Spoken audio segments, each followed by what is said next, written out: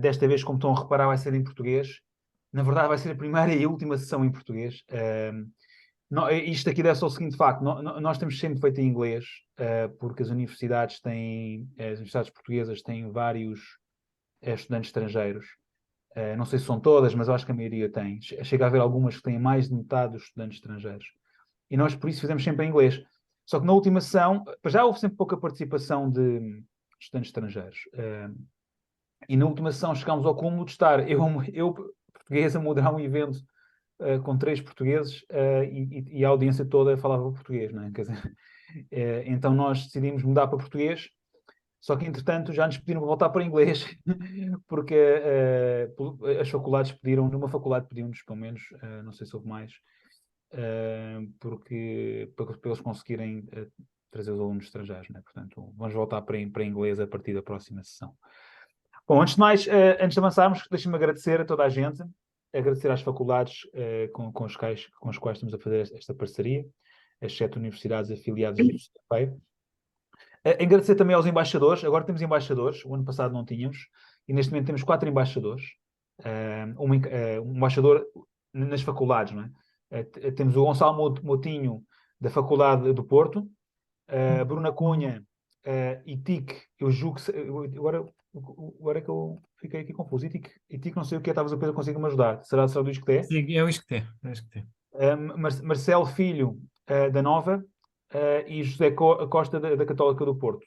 Portanto, as outras 3 faculdades, o ISEG, o Minho e a Católica de Lisboa, ainda não temos embaixadores, mas estamos à procura, não é, Pedro? Sim, sim. Quero agradecer porque eles estão-nos a ajudar a divulgar este evento e também a melhorá-lo, não é? E fica já aqui o desafio. Para que nós voltar para o inglês, fica o desafio para os embaixadores trazerem os seus colegas internacionais. Deixem-me também agradecer a toda a audiência, como é óbvio, e um agradecimento especial para os oradores que têm agendas muito ocupadas e dedicaram uma hora da sua vida a vir aqui partilhar as suas experiências de vida profissionais, da sua vida profissional com todos vocês. Deixem-me então introduzi-los, apresentá-los. Comecemos pela Ana Gomes, que é CFA e também tem o certificado do CFA e ESG. A Ana tem mais de 9 anos de experiência no setor dos investimentos. Tem trabalhado já no Millennium BCP, no BNP Paribas, no Barclays, na DEC Proteste, na Tree Family House, no Banco Best e no Novo Banco. Trabalha atualmente no Novo Banco em consultoria para investimentos e seleção de fundos e tem uma componente de ESG que vamos já que a Ana vai já explicar como é que funciona exatamente. A Ana tem uma licenciatura de Economia da Universidade Nova do Porto, na Universidade do Porto, e mestrado em Finanças na Universidade Católica. O Bernardo Serva Pimentel também é CFA e tem o certificado CFA ESG, tem 14 anos de experiência, todos eles na Mercer, trabalhando hoje como consultor sénior para investimentos, também tendo uma parte da sua função ligada ao ESG, também vai explicar. E tem licenciatura e mestrado na Universidade Nova. Temos também a Beatriz Magalhães, que tem cerca de 3 anos de experiência na Nordeia, onde trabalha atualmente como especialista de ESG. Tirou a licenciatura na Universidade Católica e tem um mestrado duplo em Gestão e Finanças na Universidade Nova e na Faculdade de Economia da Noruega. E pronto, e vamos então começar. Eu começaria, talvez por Ana, que é que tem mais anos de experiência, venho pedir que pudesse escrever a sua função e quais são as suas responsabilidades de ESG na sua função. Estás em mute, Ana. Estás em mute. Boa tarde a todos. Eu trabalho no Novo Banco, como o Miguel bem disse, e trabalho na equipa responsável pela consultoria para investimento para o Novo Banco e para o Banco Best. Nós trabalhamos essencialmente com clientes de retalho, embora com características diferentes. O cliente de Novo Banco não é exatamente igual ao cliente do Banco Best. No âmbito do serviço de consultoria, nós temos que selecionar os produtos que proporcionamos aos clientes em ambos os bancos e e onde é que o meu trabalho se toca com o ESG é que temos que responder a toda a regulamentação que está em vigor, de forma a garantir não só a adequação daquilo que propomos aos clientes, em termos de capacidade de objetivos financeiros, quer também das restrições que os clientes nos passam, nomeadamente a capacidade para suportar perdas, mas também ao nível das suas preferências de sustentabilidade. E procuramos garantir que os produtos que disponibilizamos, que distribuímos, vão ao encontro dessas necessidades dos clientes. Obrigado, Ana. Bernardo, passaria então a palavra. Boa noite a todos. Eu trabalho em consultoria de investimentos, como o Miguel já disse, e tal como a Ana, mas ao contrário da Ana, em vez de serem clientes de retalho, são clientes institucionais. Tipicamente fundos de pensões ou fundações, podem ser também fundos de universidades, por exemplo. Grande parte da minha carreira até agora foi ligada ao mercado do Reino Unido, portanto eu tive às vezes lá, às vezes cá, às vezes a passear entre lá e cá, mas sempre ligado à consultoria de investimentos para o mercado do Reino Unido. E no início deste ano passei para o mercado aqui português. Em termos de ESG, aquilo que nós tentamos fazer é aconselhar os nossos clientes a como preservar valor nos seus investimentos e adicionar valor no longo prazo. E nós acreditamos que, fundamentalmente, ao integrar alguns fatores de ESG, consegue-se melhorar o binómio risco-retorno, especialmente para este tipo de clientes que têm um horizonte temporal de investimento bastante longo e portanto, faz todo o sentido começarmos a conversa de ESG com este tipo de clientes. Para além disso, também estamos a assistir, em termos de mercado, a uma tendência muito grande em termos de viragem da economia para uma economia mais sustentável e, portanto, estão a aparecer também uma série de oportunidades de mercado e de investimento que este tipo de clientes também pode beneficiar, para além de uma série de outros riscos que são inerentes a uma mudança tão grande na economia e ao virarmos para uma economia mais verde. Há toda uma série de medidas e de agendas verdes a serem implementadas por todo o mundo. Aliás, esta semana está a haver a COP28, em que se vai discutir os novos commitments dos vários países nesse âmbito de caminhos para atingir a neutralidade carbónica, e isso vai implicar um esforço muito grande, não só de governos, mas também de instituições, e à cabeça este tipo de investidores institucionais pode ter um papel muito importante nesta transição para uma economia verde. Portanto, em termos das minhas responsabilidades, nós aconselhamos este tipo de clientes em todo o seu ciclo de investimento, desde o desenho das políticas de investimento à seleção de gestores que vão depois implementar estas estratégias, definição de objetivos, etc. E, portanto, nós conseguimos integrar vários fatores ESG nesta conversa do ciclo de investimentos, para além de todo um trabalho de monitorização depois de resultados que nós fazemos com os nossos clientes. Obrigado, Bernardo. Beatriz, tens trabalho como especialista de ESG, podes contar um pouco como é que funciona a sua função? Claro. Olá, boa tarde a todos.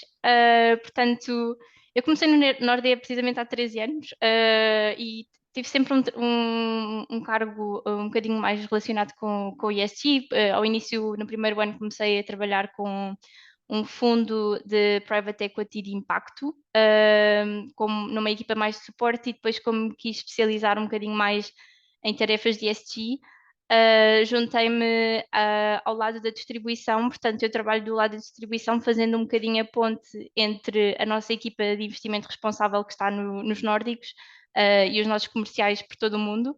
Portanto, eu funciono um bocadinho como centro de conhecimento para toda a organização do lado da distribuição. Portanto, sempre que é preciso espalhar um bocadinho mais de conhecimento, não só em termos de clima ou de regulação, sou um bocadinho eu que faço esses treinos por toda a organização.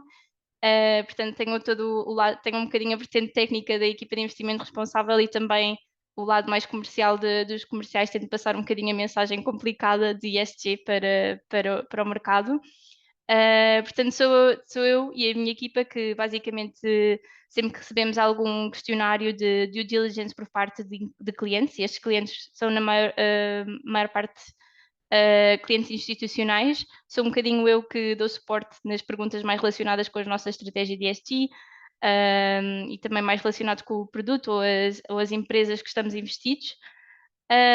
Depois também tenho um bocadinho um papel de content creator, porque crio não só documentos internos de suporte para toda a organização sobre as nossas estratégias de ESG, mas também externos, como o RI Annual Report ou Climate Report, que basicamente descrevem as nossas estratégias de ESG. E, portanto, acaba um bocadinho por ser este centro de conhecimento aqui do lado da distribuição do gestor de ativos e dá um bocadinho de apoio tanto ao lado de investimento como ao lado da distribuição. É um bocadinho isto. Perfeito, obrigado, Beatriz, perfeito, obrigado. Eu vou perguntar agora um caso específico. Vocês deram uma explicação assim, geral da vossa função e como é que o ESG se enquadra nela, no caso do Bernardo e da Ana. Eu venho perguntar um caso específico, se puderem dar, de algo que tenham ouvido ESG que vocês tenham feito. Ana, queres começar?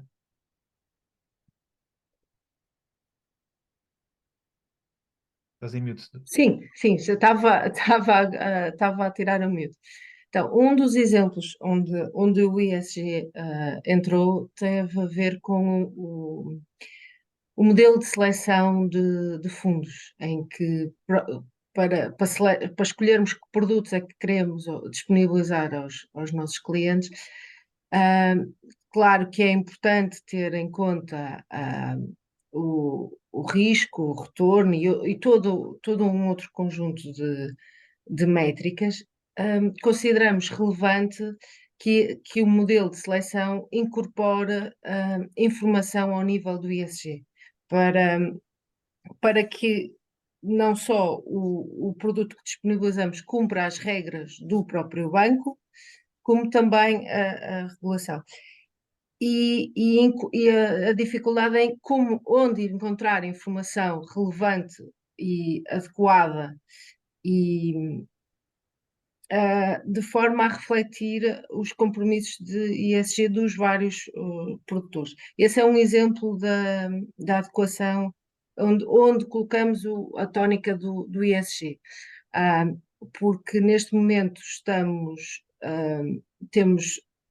debaixo do chapéu da taxonomia, da regulação do SFDR e dos PAIs. E há toda uma arquitetura que os reguladores impuseram de forma a que toda a indústria dos investimentos incorpora a importância da sustentabilidade e ser um catalisador, a indústria ser um catalisador da mudança na sociedade, mas, e se calhar a Beatriz e o Bernardo podem completar isto que eu vou dizer, o processo começou por pedir aos produtores, às sociedades gestoras, para reportarem informação ESG.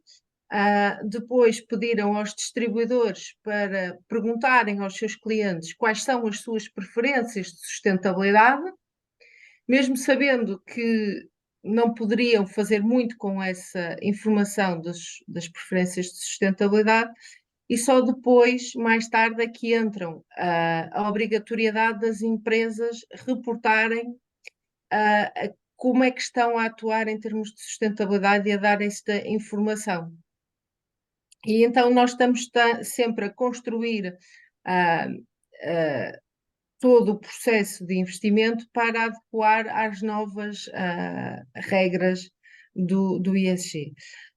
Claro que o binómio risco-retorno nós acreditamos que é mais favorável numa perspectiva de longo prazo quando incorporam as questões da sustentabilidade, mas não queremos correr o risco de cair no greenwashing ou no green bleaching, e daí ser importante procurar informação fiável, para refleti-la nos nossos produtos, nos produtos que disponibilizamos. Obrigado, Ana. Bernardo, queres dar então explicar um caso específico então da tua?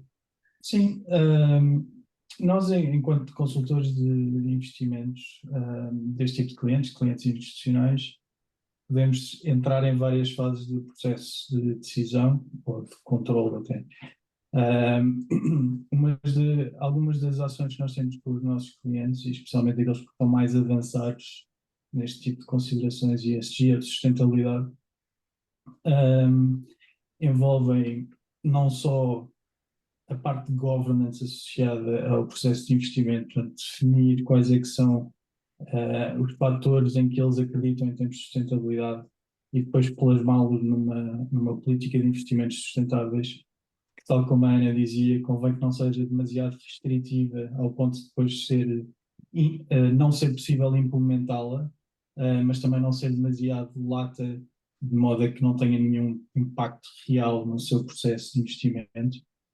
E, portanto, o desenho dessas políticas é algo que nós ajudamos os nossos clientes a fazer, mas sempre de uma perspectiva bastante prática. Depois, mais numa perspectiva de reporte, temos estado também a trabalhar muito ao nível de fazer as análises de impacto de carbono dos portfólios, que isso, de uma maneira ou de outra, acaba por ser bastante comum na indústria. A maioria das gestoras de ativos já fazem esse tipo de análises. O que nós depois ajudamos a fazer é, para além dessa fotografia que é tirada ao portfólio no momento atual, delinear todo um caminho para uma transição, tendo em conta os seus targets de net zero. Portanto, ajudamos na definição dos targets, de definir qual é que é a sua ambição em termos de carbono e o quão rápido querem fazer essa transição. Analisamos o portfólio, vemos quais é que são as exposições com mais intensidade carbónica e qual é que é o potencial de fazer uma transição desses setores, ou através por a substituição de uns setores por outros, ou através do engagement, que acaba por ser um método preferencial com as empresas, e garantir que nós, ou melhor, que os nossos clientes, enquanto investidores, estão a ter um papel ativo nessa transição e a perguntar às gestoras de ativos se elas, enquanto os investidores na prática nas várias empresas, estão a perguntar às empresas se estão a fazer esse caminho, se estão a ir às assembleias gerais e a votar de acordo com as políticas que apontam a empresa nesse caminho de transição para a economia verde. Portanto, nós fazemos todo esse caminho com os nossos clientes, definição das políticas, definição dos targets, monitorização de todo este processo de engagement com as várias empresas, e depois acaba por ser um ciclo e garantir que estamos a atingir a meta net zero, que tipicamente é definida para um prazo de 2050, ou, se forem mais ambiciosos, antes disso. 2050 para ser em linha com o Acordo de Paris, já agora. Tá, obrigado, Bernardo. E quando faz de métricas, podes dar um exemplo de algumas métricas, só para nós percebermos um bocadinho mais. Assim, por exemplo, o Weighted Average Carbon Intensity, que acaba por ser uma medida de impacto de carbono ou de intensidade carbónica, mas de alguma maneira ponderada pelo tipo de ativos que existem no portfólio, é uma delas. Temos outra também que costumamos fazer, que é Implied Temperature Rise, portanto acaba por ser aquilo que, olhando para o portfólio hoje, qual é que é a perspectiva de aquecimento, tendo em conta os ativos que lá estão investidos dentro do portfólio, e tendo em conta que depois isto mete uma série de projeções estocásticas dos portfólios, e qual é que seria o caminho expectável desse portfólio em termos de transição. Portanto, consegue-se medir mais ou menos qual é que seria a contribuição para um aquecimento global de X, e é isso que acaba por estar medido nessa métrica. Há várias, e também outros, que era um ponto também relevante para esta conversa, se calhar vai-se falar disso um bocadinho mais à frente. Isto acaba por ser um segmento, ou não gosto muito de lhe chamar uma indústria, mas que está muito ainda em desenvolvimento. Há uma grande confusão de dados e às vezes é difícil arranjar aqui uma standardização de dados entre providers até que têm métricas diferentes e fontes diferentes e até às vezes estão a olhar para a mesma coisa e dão resultados completamente diferentes da mesma coisa. Portanto, nós às vezes até pomos uns fatores de data quality nos nossos relatórios, um bocado para perceber até que ponto é que aquilo são medidas concretas dos títulos que estão a ser analisados ou aquilo que são dados estimados pelas gestoras de ativos, que muitas vezes não têm acesso aos dados da empresa, que também é entendível que as empresas também, muitas delas não consigam reportar esses dados e, portanto, usam-se proxies para uma série de fatores. E, portanto, há uma série de dados que acabam por ser estimativas de indústria ou de setores, mas em termos de data quality acaba por ser importante perceber aquilo que é estimatível, aquilo que é um dado concreto real. Portanto, isto é um tema na indústria, acaba por ser demasiado técnico para a conversa de hoje, mas só para dizer que em termos de maturidade de tudo isto, de todo este setor, acaba por haver esta divergência de dados que acaba por dificultar algumas das análises e tornar isto ainda mais complexo do que já é. Ok, obrigado. O facto de ser também um segmento novo, em crescimento, né? ou recente, de ser novo não é a palavra certa, recente, significa também se calhar mais oportunidades, não é? Se calhar concordarão comigo para trabalhar e Sim. para evoluir na carreira. Beatriz, queres dar um caso específico da tua função? Claro, um bocadinho para complementar também um bocadinho o que é o exemplo da Ana, porque agora os advisors são obrigados a cumprir com esta regulação de que basicamente nós temos que perguntar sempre agora aos nossos clientes que se têm preferências ou não por sustentabilidade e depois também, acima disso, os gestores de ativos, os asset managers, têm que classificar os fundos em nível de sustentabilidade, portanto, estes, não sei se já ouviram falar, mas é os artigos 6, 8 e 9. E portanto isto também traz um bocadinho de transparência de dados para o mercado e também de standardização, que é precisamente o que o Bernardo estava a falar de haver a necessidade de standardizarmos um bocadinho mais os dados, mas algo que me ocupa muito do meu tempo, que veio antes disto, que é as ESG Labels.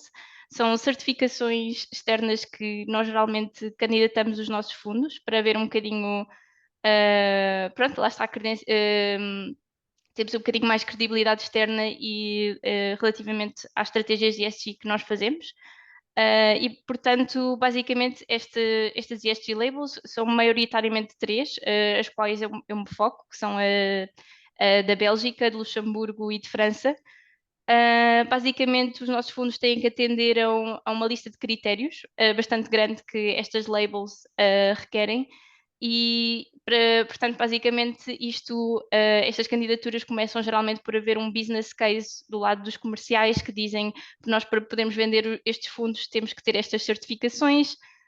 Depois vem até a mim, que depois faço então o impact assessment de acordo, olho para a análise, para a estratégia de investimento do fundo e vejo se o fundo vai de encontro aos critérios que estas labels têm e depois, dependendo da flexibilidade dos critérios, falo então com diversos stakeholders, como a equipa de investimento responsável, a nossa equipa de limites, que impõem limites em determinados setores que nós consideramos prejudiciais para a nossa mensagem de retornos e de responsabilidade. Portanto, é um trabalho um bocadinho de stakeholder management por todas as partes da organização, das equipas de investimento e das equipas de investimento responsável, e acaba por haver algum conflito entre estas duas, porque geralmente a equipa de investimento responsável quer manter estas ESG labels ou está mais afim de ter processos mais restritos em termos de ESG, enquanto que a equipa de investimento quer ter um bocadinho mais de flexibilidade no que pode investir. Portanto, acaba por ser uma parte do meu trabalho que é bastante interessante, de gerir estes stakeholders todos com perspectivas diferentes e necessidades todas. E agora que estas regulações de classificar estes fundos vieram ao de cima, por parte da Comissão Europeia, estas labels também cada vez mais estão a ser mais restritas e cada vez com critérios mais difíceis de cumprir. Portanto, torna-se um desafio bastante grande, porque para além da regulação também temos estes ESG labels portanto, requer um trabalho de bastante coordenação mas que eu diria que é bastante interessante porque acaba-se por aprender bastante sobre o próprio fundo e as próprias estratégias e de como é que a organização está construída, portanto, acho que é interessante e também acaba por trazer um bocadinho de standardização nos diferentes mercados e países relativamente a ESG. Vou ter uma ideia, quantos fundos é que têm em porcentagem ou em número, para termos só para termos uma ideia, é que têm essas labels que estás a referir? Eu penso que é à volta de 15 fundos que nós temos.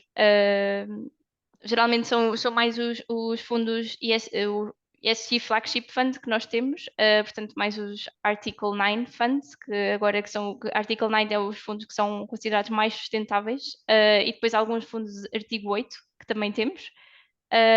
Mas sim, à volta de 15 e não sei se, na minha opinião pessoal, não sei se isto é algo que vai passar acho que é uma discussão bastante do mercado se estas ESG labels se vão juntar todas no futuro ou se vai transitar tudo para esta regulação da União Europeia de classificar os produtos como o Article 8 69. Portanto, vai ser interessante ver o que é que vai acontecer no futuro. Também acho que este é interessante por isso, porque é tão dinâmico e as necessidades do mercado variam tanto que temos que nos estar constantemente a adaptar e eu acho isso bastante interessante. Bom, obrigado, Beatriz, obrigado. Estou em mute. Eu pus em mute sem querer. Exato. Estás num novo banco há cerca de 2 anos, não é? Como é que tens sentido que tem evoluído a preocupação com o ESG? Sente-se claramente que tem vindo a aumentar? É uma coisa que já estava consolidada quando chegaste podes falar um bocadinho sobre isso? Não, ou seja, eu entrei no Novo Banco há 2 anos e o próprio Novo Banco está a sair de um processo complicado.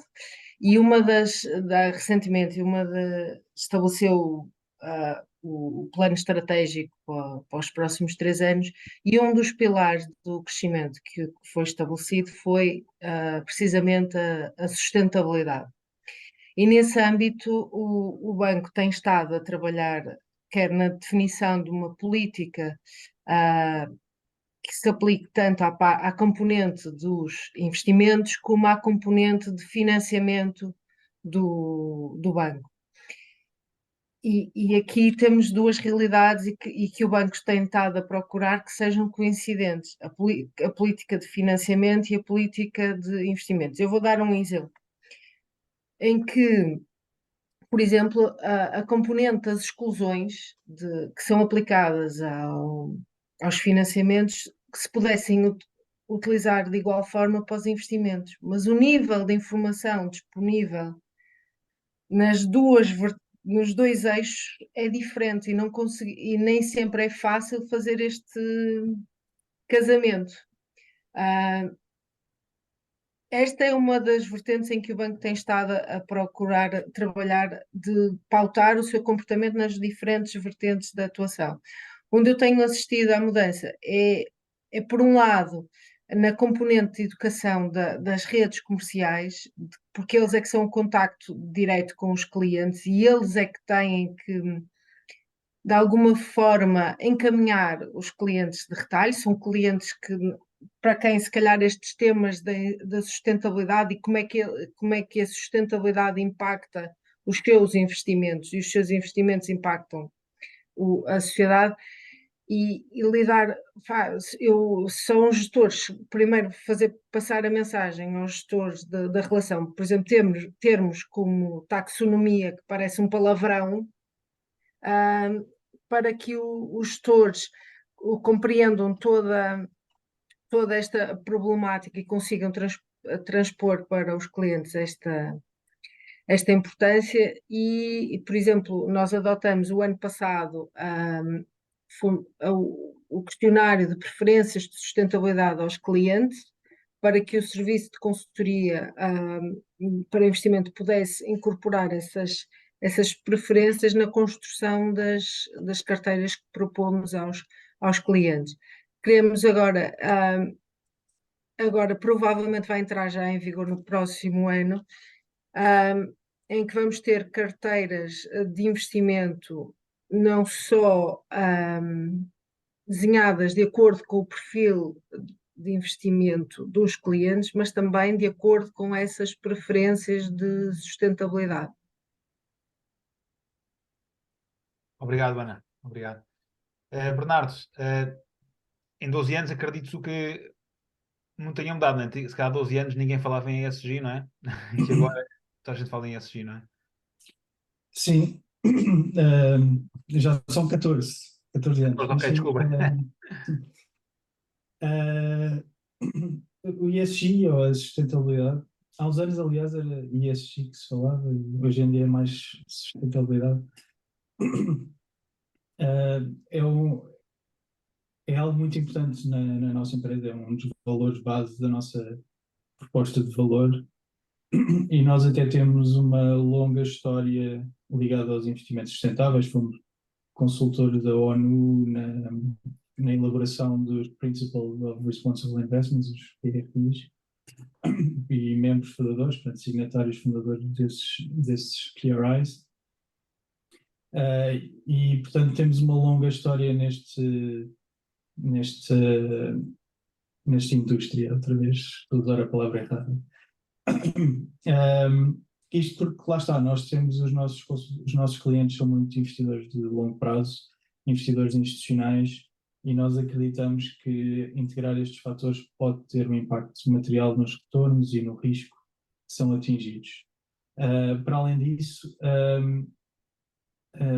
não tanto em Portugal, mas mais noutros países como o UK, onde eu estive bastante ligado, existe a figura do trustee, que é uma pessoa que está encarregue de tem o dever fiduciário pelos ativos que estão sob gestão. E, portanto, acaba por ter também a responsabilidade de garantir que eles são investidos da melhor forma, não só de uma maneira responsável e dentro dos guidelines de risco e retorno, mas também de uma maneira responsável. E, portanto, há uns anos atrás, esta conversa era tipicamente uma conversa apenas de exclusões dos portfólios, não querer investir em determinados setores ou indústrias, como armas controversas ou pornografia, ou seja o que for. E, portanto, tabaco tipicamente era uma fácil em quase todos os portfólios.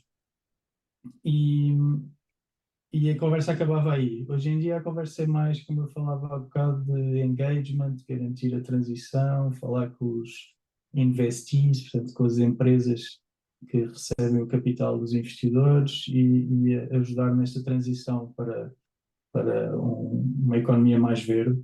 E, portanto, sim, hoje em dia fala-se muito mais de sustentabilidade. Em termos de tópicos nas agendas, a sustentabilidade aparece sempre como um dos primeiros tópicos hoje em dia.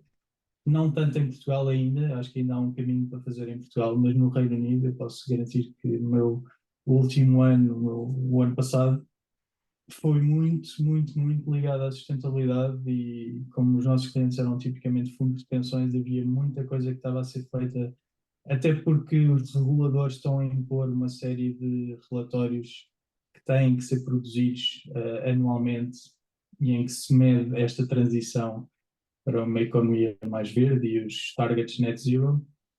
Portanto, muito a reboque de desenvolvimentos de regulação. Em Portugal ainda não se está aí, mas já é um tema que vai aparecendo. Mas acho que ainda há um caminho a percorrer em Portugal. Acho que ainda se foca muito nas métricas de retorno e de risco, e não tanto nestes fatores ESG, ou de sustentabilidade. O que não quer dizer que não seja uma preocupação. Eu acho é que, em termos de ação por parte dos clientes, ainda há um caminho a percorrer. Mas é um tema que vai, sem dúvida, ser cada vez mais falado. E, portanto, é uma tendência que não vai desaparecer tão cedo. E, portanto, daí a relevância deste tema até para este webinar que temos aqui hoje. Obrigado, Bernardo. Beatriz, nos 3 anos que tens de Nordeia, a preocupação com esse jeito aumentou?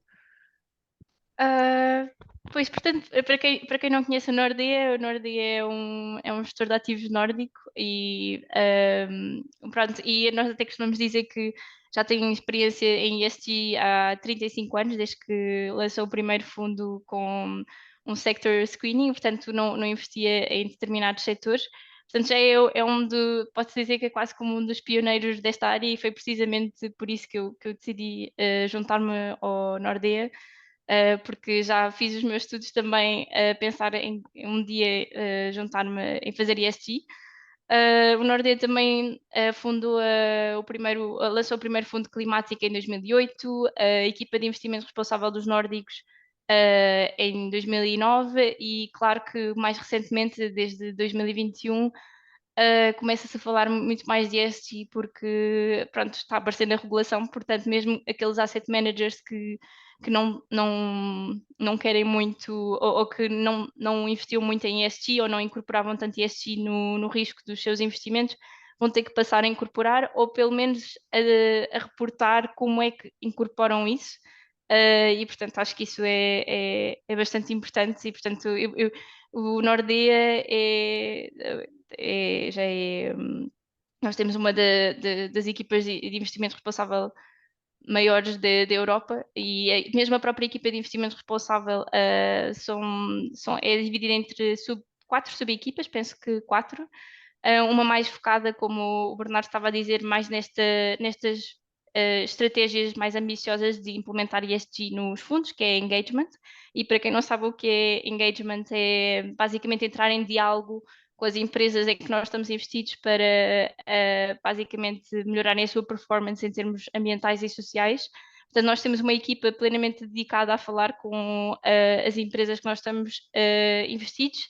Temos também uma equipa dedicada só ao research e a product, que são geralmente a equipa que está sentada ao lado das equipas de investimento, a dar um bocadinho de input em stock pitching, no stock pitching, ou então sempre que as empresas estão envolvidas em controvérsias, são eles que fazem um bocadinho a research por trás disso.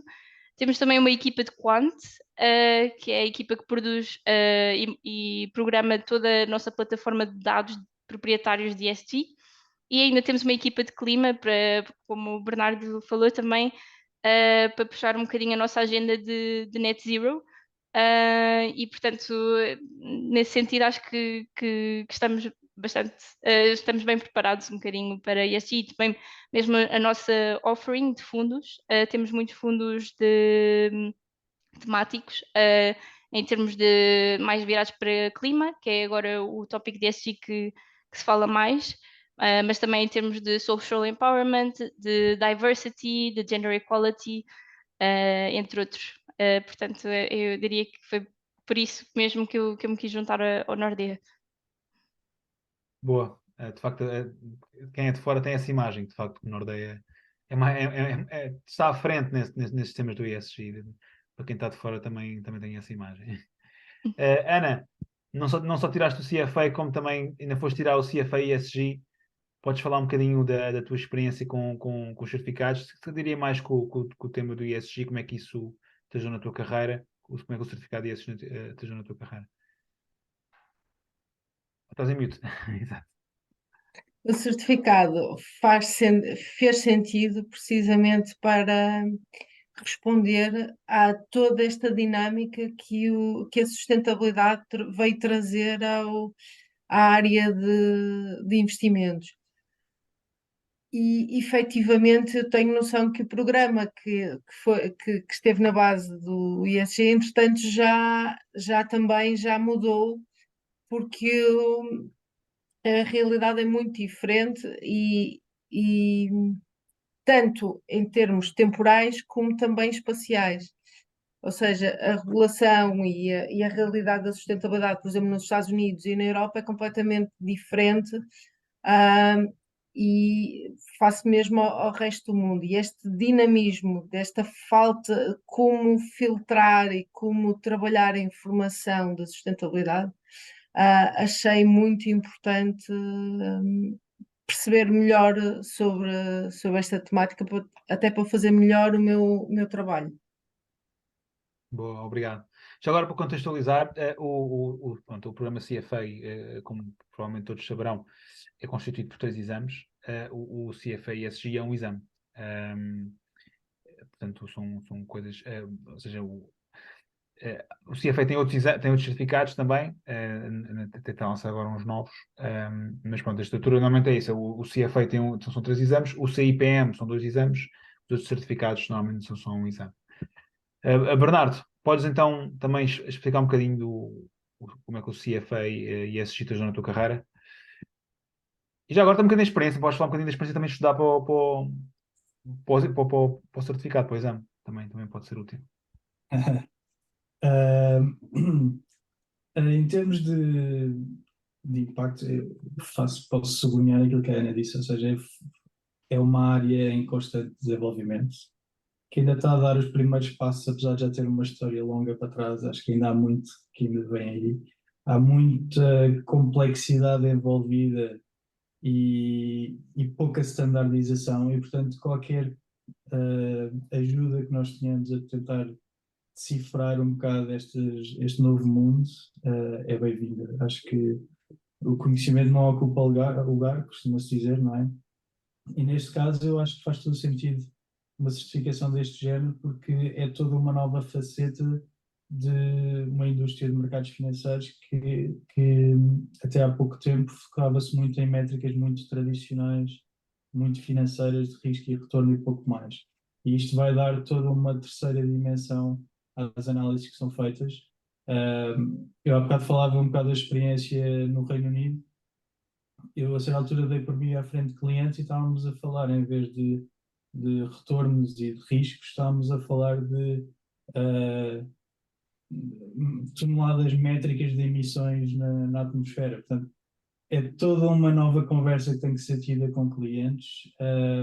Há muitas siglas, muitos termos e muitos conceitos que são novos, e para quem estava habituado a fazer um certo tipo de trabalho, de repente esta indústria está também a ter toda esta vertente de clima. Ou seja, não quer dizer que a outra deixe de existir, mas adicionou uma outra camada de complexidade, e portanto acho que esta certificação faz todo o sentido para ajudar a acompanhar estas novas tendências.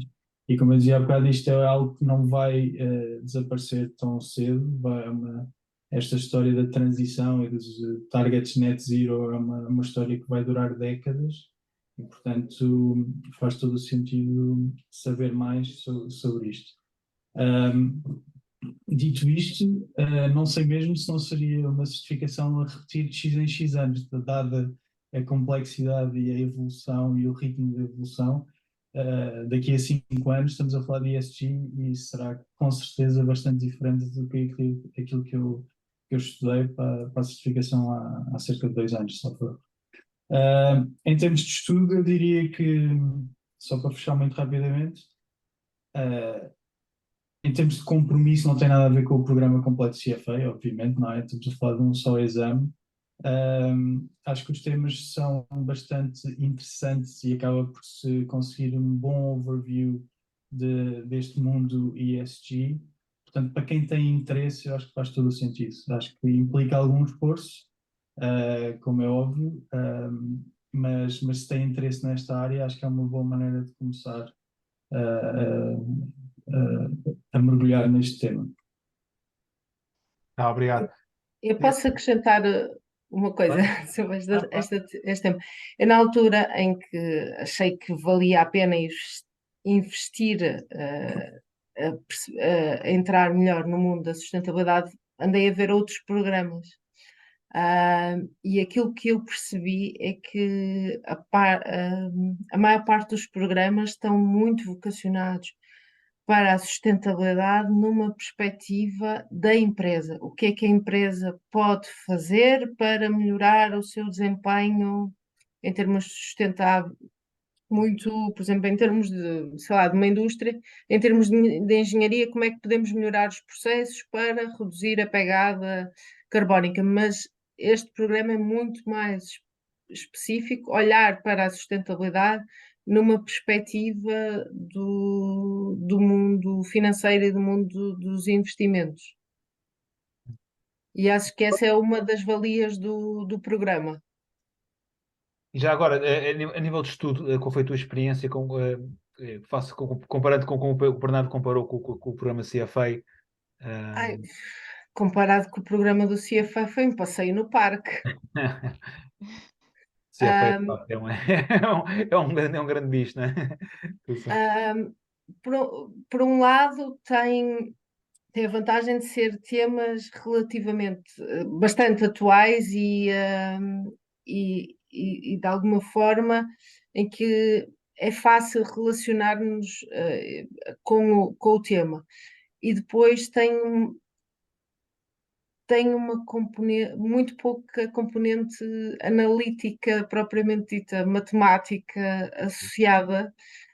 E essa é uma diferença grande para o programa genérico do CFA. Eu, cada vez que lia o capítulo, assim, não, o próximo capítulo é que vem trazer a parte mais difícil e acabou por se fazer com relativa facilidade. Bom, ok. Obrigado. Entretanto, eu encorajo a fazerem perguntas, podem fazer aí no chat, a toda a audiência. Ainda temos 10 minutos para o fim, portanto estão à vontade, ainda temos tempo para umas questões da audiência se quiserem. E agora pergunto, e posso começar pelo Beatriz, que está há mais tempo em silêncio. Quais são os principais benefícios e desafios em seguir uma carreira de ESG?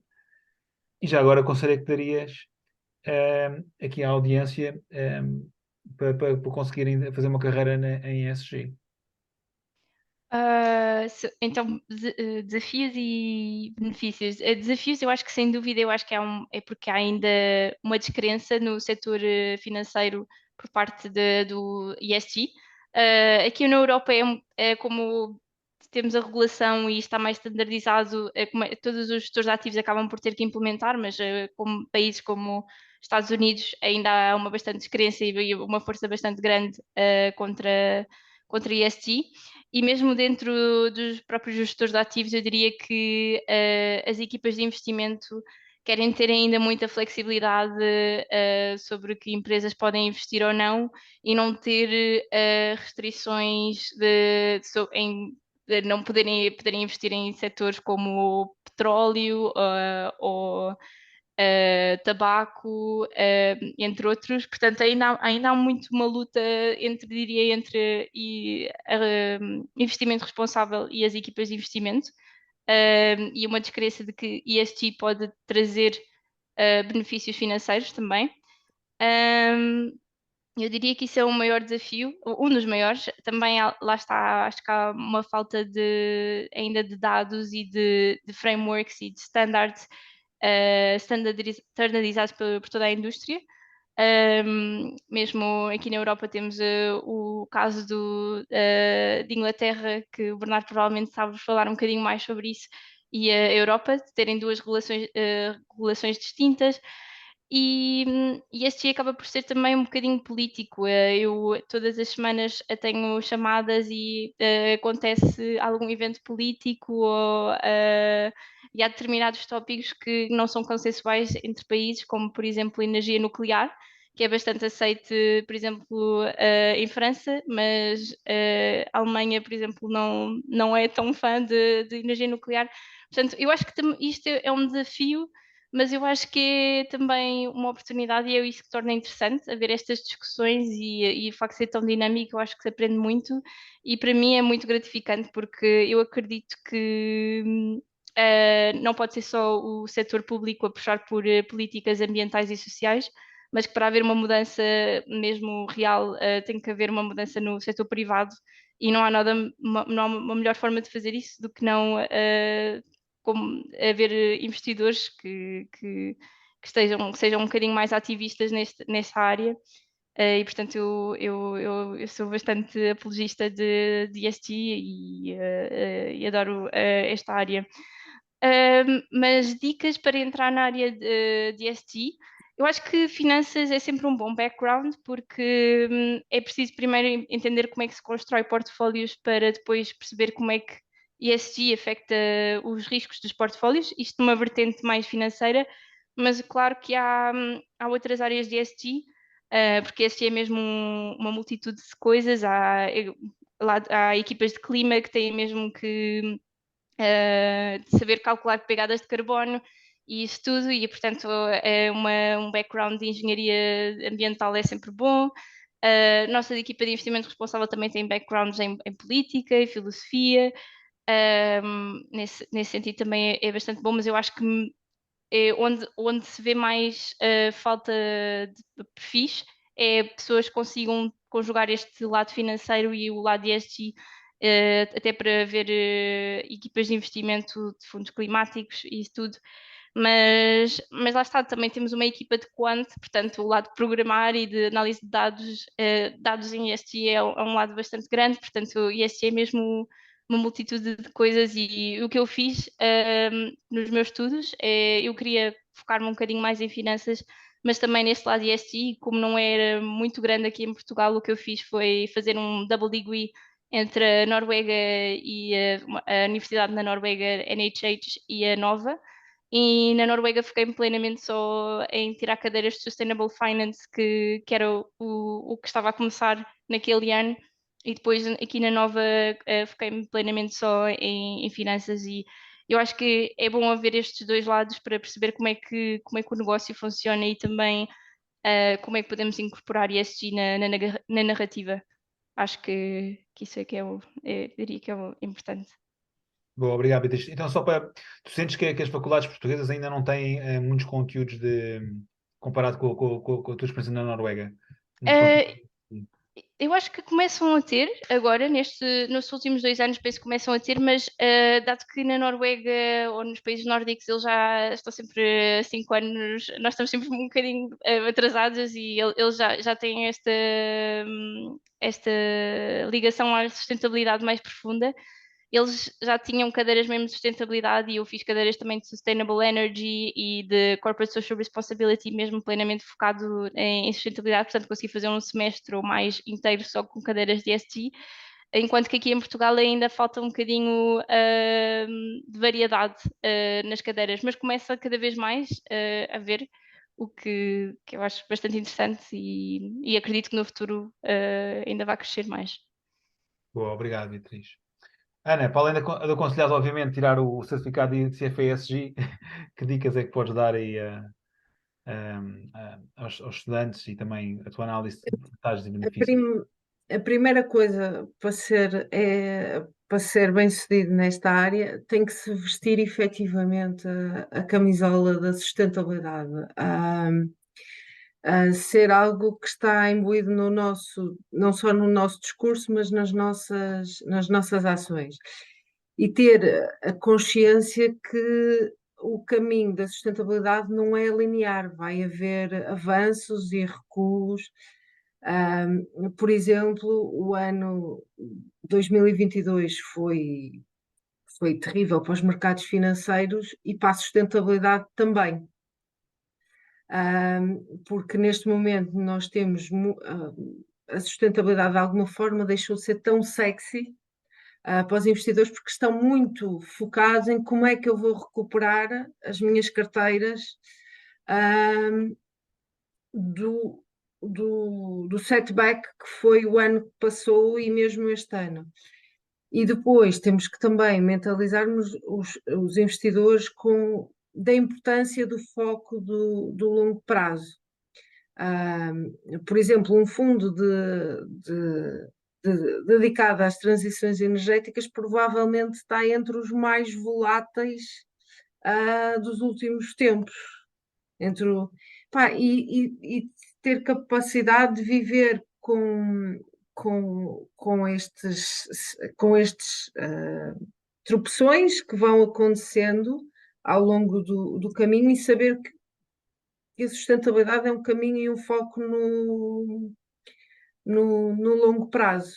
Essa é a grande mensagem, o foco no longo prazo. Isto não vai acontecer de hoje para amanhã, mas se nos empenharmos todos e a indústria toda, é possível lá chegar. Aprendendo das tuas palavras iniciais, estás-me a dizer, posso depreender que o facto de ter havido um boom nos mercados financeiros, se agora os anos certos, desculpem se eu sou errar, mas 2010, 2020 ou 2019, ajudou se calhar o crescimento do ESG, né, porque os retornos eram mais fáceis, mas se agora houver Sim. um ciclo, uma década com retornos piores, provavelmente vai haver um retrocesso, é isso que estás-me a dizer, possivelmente. Ou pelo menos uma É estagnação. Retrocesso se calhar muito forte, mas provável, só para dar uma ideia, o ano passado, basicamente o único setor que teve desempenho positivo foi o setor energético, o setor da energia negra, não é? Altamente poluente. Pá, foi um pé atrás brutal na transição energética quando vemos pá, quando deixou deixou de ser rentável, se calhar investir na transição energética quando o investimento no petróleo é muito mais rentável. Ah, é aqui que entra aquilo que a Beatriz estava a dizer, os acontecimentos políticos têm muito impacto no avançar destes temas. faz mais interessante, não é? Se envolve política e economia. Por exemplo, este tema da energia nuclear, o consenso era não, a energia nuclear não é sustentável de todo. E do ano passado para este ano já começam a haver vozes a dizer se calhar É limpa. pode haver aqui, repensar aqui esta posição face à energia nuclear. Isso corre provavelmente a dificuldade de acesso à energia da Rússia por causa da guerra com a Rússia, né? Sim, Possivelmente. Pois, Bernardo, as tuas dicas, visão sobre vantagens e desvantagens de trabalhar em ESG. Eu concordo com o que foi dito. Acho que é, é algo que não vai desaparecer tão cedo. Esta transição vai demorar décadas e, portanto, há espaço para todos em algo que está a ser ainda muito desenvolvido e standardizado. E a confusão de dados é tal que há muito para fazer nesta área. Portanto, logo aí há um interesse inerente ao facto de ser uma área em constante desenvolvimento e podemos ter um papel ativo nessa área. Acho que algo que eu gosto bastante em termos de sustentabilidade numa ótica de investimentos é o pragmatismo para o qual nós olhamos para esta questão. Acho que o aquecimento global ou as alterações climáticas, as economias verdes, são algo que aparece muito nas notícias hoje em dia, nem sempre pelos melhores motivos. Acho que é um tema que é muito fácil, é muito polarizador e é muito fácil entrar aqui em narrativas utópicas de que devíamos ser isto ou devíamos ser aquilo e a transição devia ser esta ou devia ser aquela, mas o que é um facto é que a transição terá que acontecer, porque o aquecimento global é uma realidade, é um consenso da generalidade dos cientistas no mundo, mas olhar para este problema através de uma ótica de investimentos permite-nos ter uma lente bastante pragmática sobre este problema todo, porque lá está, era aquilo que a Ana dizia. Estamos a falar de investimentos e ninguém gosta de perder dinheiro. É óbvio que há setores dos mercados financeiros e fundos e ofertas específicas para quem quer apenas focar-se no impacto que tem na sociedade, e aí entramos em setores mais como a filantropia ou os investimentos de impacto, aqueles artigos 9 que a Beatriz falava há bocado, mas a generalidade dos investidores está nos mercados para ter um retorno e ter um retorno financeiro. Portanto, nós podemos ter esta conversa toda da sustentabilidade e de querer um mundo melhor e uma economia mais verde, mas também ninguém está nisto para perder dinheiro. O que nós achamos genuinamente é que no longo prazo nós conseguimos integrar as duas visões e ter uma construção de portfólios que seja mais robusta e, portanto, permita melhorar não só em termos dos retornos, dos riscos que são incorridos, mas também melhorar as perspectivas de retorno futuro dos portfólios. É óbvio que vão haver oscilações de mercado, isso é inerente aos mercados financeiros. A Ana estava a dar uns bons exemplos daquilo que aconteceu em 2022.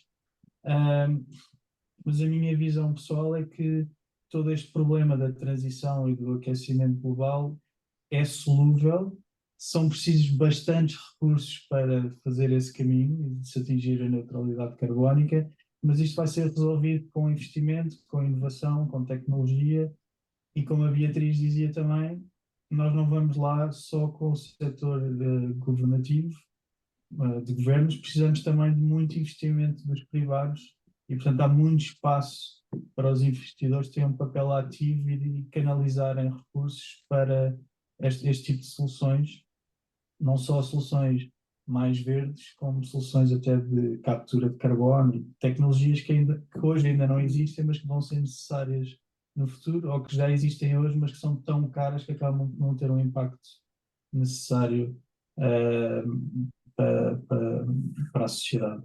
Portanto, há aqui vários fatores, como isto é a parte gira dos mercados financeiros, é que acaba sempre por se ter que considerar muitos fatores, a política é um deles, os mercados, as políticas económicas, etc. Portanto, eu diria que é uma área em constante desenvolvimento e bastante apelativa para quem está a entrar nos mercados hoje em dia. Há muito para fazer e trabalho muito interessante. Tem que ser uma perspectiva muito pragmática, interesse na área e um olhar crítico e não nos deixarmos levar um bocado por algumas narrativas que são muito utópicas, diria assim. Obrigado, Bernardo. Pronto, ninguém da audiência fez questões. Ainda bom tempo. Alguém? Acho que não. Está tudo tímido. Portanto, também já são 7, já passa das 7. Vamos então terminar. Vou agradecer a toda a gente, né? Principalmente aos oradores, à Ana, ao Bernardo e à Beatriz por terem vindo. E à toda a audiência. Novamente agradeço aos novos embaixadores e às universidades. Muito obrigado e até ao próximo mês que voltaremos com uma nova profissão. Deus, boa noite então. Obrigado.